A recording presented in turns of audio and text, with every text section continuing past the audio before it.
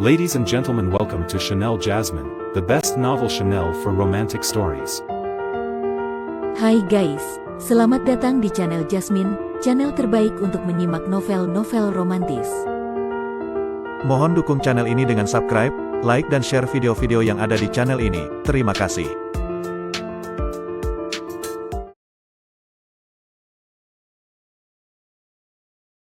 Kaisar Agung Seni Bela Diri bab 1188. Di Lembah Pedang, wilayah Pedang Wuji, Dugu kembali membawa Luo Xiu pulang ke tanah kelahiran mereka. Pertempuran melawan klan darah iblis kali ini menyisakan banyak tanda tanya. Karena itu, setelah kembali ke Lembah Pedang, Luo Xiu menatap saudara seniornya dengan penuh keraguan. Sejak sebelumnya, Dugu memang mengatakan akan menjelaskan semuanya setelah mereka kembali, jadi Luo Xiu pun menahan diri untuk tidak bertanya. Dalam masalah ini, kakak juga harus bertanggung jawab. Dugu membuka pembicaraan, nada suaranya mengandung rasa bersalah. Dengan banyaknya murid di wilayah Pedang, jika satu dua mata-mata musuh berhasil menyusup, itu pun sulit untuk dihindari. Dengan kata lain, Dugu secara tidak langsung mengakui bahwa telah terjadi pengkhianatan dari dalam wilayah Pedang. Kalau saja mereka tahu lebih awal bahwa klan darah iblis mengerahkan 100.000 pasukan, Luo Xiu tentu tidak akan gegabah membawa hanya 20.000 orang menuju medan perang. Namun, bukan itu yang menjadi fokus utama Luo Xiu. Ia mengernyit dan bertanya, siapa sebenarnya penguasa berjubah hitam yang ingin membunuhku itu? Dari cara lawan bertarung, Luo Xiu bisa menyimpulkan bahwa pria itu bukan berasal dari klan darah iblis. Justru karena itulah dia merasa aneh kenapa orang itu begitu ngotot ingin membunuhnya. Kalau dugaanku benar, ucap Dugu setelah berpikir sejenak, dia berasal dari alam surgawi Linglong. Ucapannya membuat hati Luo Xiu sedikit bergetar. Bencana besar akan segera datang. Perang antara tiga dunia tak bisa dihindari, tinggal menunggu waktu saja. Jadi baik alam Linglong maupun alam naga Dewa Taiksu, mereka akan melakukan segala cara untuk menyingkirkan siapapun yang dianggap berbahaya bagi mereka. Luo Xiu sudah pernah mendengar dari gurunya tentang ramalan bencana besar itu. Maka saat Dugu menjelaskan, semuanya langsung terasa masuk akal. Yang disebut berbahaya di sini bukan hanya para penguasa terkuat, tapi juga para jenius luar biasa yang memiliki potensi untuk mengguncang dunia. Mereka yang dianggap berbahaya bisa saja dibunuh diam-diam. Di sisi lain, kekuatan dari alam Linglong dan alam naga pun mulai merangkul dan menyuap beberapa kekuatan di 8 arah dunia tertinggi. Tempat-tempat seperti Tanah Suci Jalan Kegelapan atau klan darah iblis sudah termasuk dalam kategori itu. Kini, 8 arah dunia tertinggi bagaikan danau yang tampak tenang namun menyimpan arus dalam yang ganas. Bahkan Dugu ataupun guru mereka sendiri, sang penguasa Dao sejati, tak bisa sepenuhnya mengetahui siapa yang masih setia dan siapa yang sudah berpihak pada musuh. Tak diragukan lagi, adik, kau sudah menjadi target mereka. Mungkin mereka belum tahu kalau kau adalah murid sang penguasa Dao sejati. Tapi bakat dan potensi yang sudah kau perlihatkan cukup membuat alam Linglong merasa terancam, makanya mereka ingin melenyapkanmu. Wajah Dugu menjadi sangat serius. Dan ini baru permulaan. Bisa jadi, alam naga Dewa Taiksu juga akan mengincarmu. Kalau tidak benar-benar mendesak, sebaiknya jangan keluar dari wilayah perlindungan wilayah Pedang. Luo Xiu diam saja. Ia tahu, kakaknya berkata demikian demi keselamatannya. Tapi untuk mengurung dirinya di dalam wilayah sekte dan tidak bergerak kemana-mana, itu bukan gayanya. Tepat saat Dugu hendak mengatakan sesuatu lagi, sebuah pesan spiritual tiba-tiba masuk ke benaknya. Wajahnya sedikit berubah, lalu ia berkata, adik, guru memanggilmu. Guru, Luo Xiu terkejut. Sejak menjadi murid sang penguasa Dao sejati, ini adalah pertama kalinya ia dipanggil secara langsung. Bencana yang menimpamu kemarin, sebenarnya adalah karena guru yang memperingatkanku, jelas Dugu. Meskipun aku yang turun tangan menyelamatkanmu, pada akhirnya yang benar-benar menyelamatkanmu adalah beliau. Mendengar itu, Luo Xiu dalam hati makin kagum. Gurunya benar-benar seperti bisa melihat segalanya jauh sebelum terjadi. Luo Xiu pun mengikuti Dugu menuju dimensi kekosongan Wuji, tempat kediaman penguasa Dao sejati. Ia sudah beberapa kali datang ke sana, tapi baru bertemu langsung dengan sang guru pada pertemuan pertama saja. Masih seperti dulu, gunung abadi itu berdiri megah di pusat benua bintang, dan di sanalah letak istana Wuji. Istana itu, meski dari luar tampak seperti istana biasa, sebenarnya adalah dunia kecil tersendiri. Setelah Dugu meninggalkannya, Luo Xiu melangkah masuk ke istana, menuju lembah kecil tempat ia dulu pertama kali bersujud menjadi murid. Di sana, ia melihat penguasa Dao sejati tengah duduk dengan mata terpejam, cahaya ilahi membentuk lingkaran suci di belakang kepala beliau. Aura yang dipancarkannya luas, mendalam, dan terasa damai. Luo Xiu melangkah maju dan membungkuk penuh hormat. Murid Luo Xiu menyapa guru. Dalam hati, Luo Xiu sangat menghormati guru yang satu ini. Meski selama ini seolah tak pernah mengurusi dirinya, kini ia sadar bahwa sebenarnya sang guru selalu mengawasi dan memperhatikannya dari kejauhan.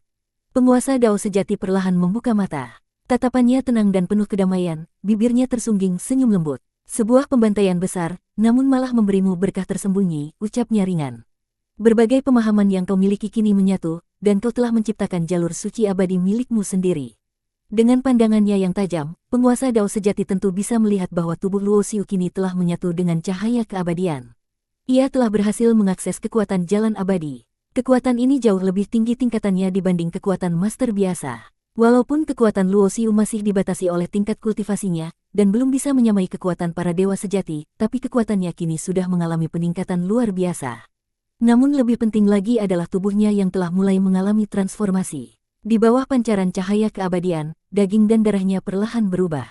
Jika proses ini terus berlanjut, ia akan sepenuhnya membentuk tubuh suci abadi. Begitu tubuh itu sempurna, ia bahkan bisa menyamai kekuatan dewa abadi hanya dengan tubuh fisiknya saja. Tak hanya itu, kekuatan abadi yang dimilikinya juga memungkinkan Luo Xiu mengakses lebih banyak teknik dan kemampuan tingkat tinggi dari jalur keabadian. Menggunakan kekuatan jalan abadi untuk mengaktifkan jurus-jurus abadi itulah kombinasi yang paling sempurna dan mendekati kesempurnaan sejati. Kalau bukan karena guru yang memerintahkan kakak Dugu turun tangan, mungkin aku sudah mati di sana, ujar Luo Xiu dengan tulus. Dari krisis hidup dan mati yang nyaris merenggut nyawanya itu, Luo Xiu justru meraih pencapaian luar biasa. Teknik dewa perubahan miliknya telah mengalami lompatan, menembus hingga ke tingkat jalan abadi. Itu bukan lagi sekadar bagian dari jalan asal, tapi sudah melampaui batasnya. Meskipun tingkat kultivasinya saat ini masih terhitung rendah baru berada di tahap pertengahan Raja Dewa kelas 9 namun kekuatan jalan abadi yang ia miliki bisa menyamai bahkan melampaui kekuatan dari jalan asal tingkat mahir.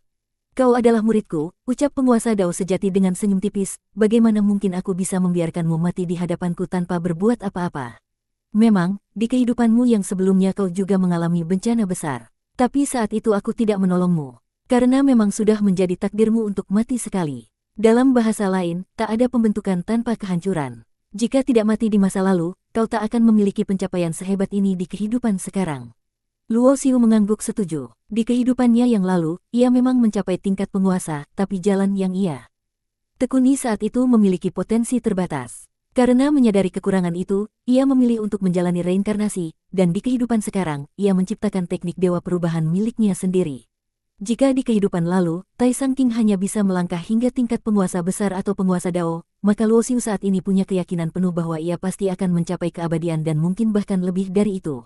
Ia percaya bahwa teknik dewa perubahan yang ia rintis memiliki potensi tak terbatas. Bahkan jika ia berhasil menjadi seorang dewa abadi, itu mungkin baru awal dari segalanya. Kau sudah berhasil membentuk kekuatan jalan abadi, lanjut penguasa Dao sejati, itu berarti dalam hal kedalaman jalan, kau sudah jauh melampaui kebanyakan orang. Memang saat ini kekuatanmu masih belum maksimal, tapi seiring dengan meningkatnya kultivasi, rahasia dan kehebatan jalan abadi itu akan benar-benar terbuka. Kau akan menjadi sangat, sangat kuat. Kini, kekuatanmu sudah hampir mencapai batas antara 7 roda Kaisar Dewa dan 8 roda Kaisar Agung, lanjutnya tenang. Luo Xiu mengangguk, ia juga merasakannya. Sebelum membentuk kekuatan jalan abadi, kekuatannya hanya sebanding dengan pertengahan tahap 7 roda Kaisar Dewa. Namun setelahnya, kekuatannya melonjak tajam hingga menyamai puncak tahap itu nyaris menyentuh tingkat 8 roda. Sayangnya, semua itu belum cukup. Saat berhadapan dengan sang utusan berjubah hitam, kekuatan itu tetap tak mampu mengimbangi jurus pembunuh lawan. Kesenjangan tingkat kultivasi terlalu besar. Bahkan kekuatan jalan abadi sekalipun akan terbatas jika tubuh penggunanya belum kuat. Namun, Luo Xiu tahu betapa dahsyatnya kekuatan itu. Tak ada yang lebih memahami kehebatannya selain dirinya sendiri. Kalau kau bisa menembus ke tingkat Kaisar Agung, ujar penguasa Dao sejati, maka dengan kekuatan jalan abadimu, kau bisa menyamai kekuatan penguasa Dao. Itu adalah penilaian yang sangat mengejutkan. Biasanya, setiap peningkatan tingkat kultivasi akan memperlebar kesenjangan antar tingkat. Luo Xiu kini mampu melampaui 2 tingkat besar dari Raja Dewa ke Kaisar Dewa. Namun antara Kaisar Agung dan penguasa, meski secara hierarki hanya berbeda 1 tingkat, kesenjangannya sangat besar sebanding dengan jurang antara Raja Dewa dan Kaisar Dewa. Dan kalau dibandingkan lagi antara penguasa dan penguasa Dao, maka perbedaannya bahkan jauh lebih ekstrim. Dulu, Mo Qianxiang pernah mampu bertarung melawan Tai Sang King dengan hanya berada di tingkat puncak Kaisar Agung 9 roda. Tapi itu pun karena ia memiliki senjata milik penguasa Dao. Dan saat itu, Tai Sang King masih di tingkat awal penguasa dan tidak memiliki pusaka yang sepadan. Kau sudah memiliki kekuatan jalan abadi. Maka ada satu jurus yang sangat cocok untukmu. Sembari berkata demikian, penguasa Dao sejati mengangkat satu jari dan menunjuk ke udara. Setitik cahaya terbang dari ujung jarinya, menembus langsung ke antara alis Luoxiu. Luoxiu tidak menolak, ia percaya penuh kepada sang guru. Begitu cahaya itu memasuki kesadarannya, seketika aliran informasi kompleks dan mendalam membanjiri benaknya. Jurus 10 arah abadi. Mata Luoxiu langsung berbinar. Ia tidak menyangka bahwa jurus yang diberikan padanya adalah salah satu dari jurus abadi yang legendaris. Melihat reaksinya, penguasa Dao sejati tersenyum tipis. Meskipun di zaman ini tak ada lagi dewa abadi yang hidup, tetapi pada zaman purba, para dewa itu pernah benar-benar ada di bintang-bintang ini.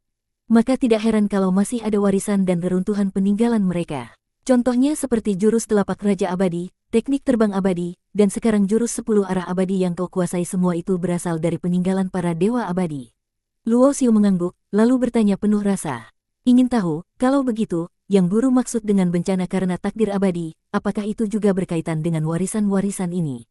Penguasa Dao sejati menggeleng pelan. Warisan para dewa hanyalah takdir kecil. Misalnya, kalau kau mendapat warisan dari seorang dewa tingkat rendah, maka pencapaian tertinggimu pun akan terbatas pada tingkat itu. Kau tak akan bisa menembus lebih tinggi kecuali kau menciptakan jalan abadi milikmu sendiri. Kalau kau mewarisi kekuatan seorang raja abadi, dengan bakat luar biasa kau mungkin bisa mencapai tingkat itu. Tapi untuk melampaui itu, tetap saja kau butuh jalanmu sendiri. Hanya mereka yang berhasil menciptakan jalan abadi mereka sendiri yang bisa terus tumbuh tanpa batas. Bersambung.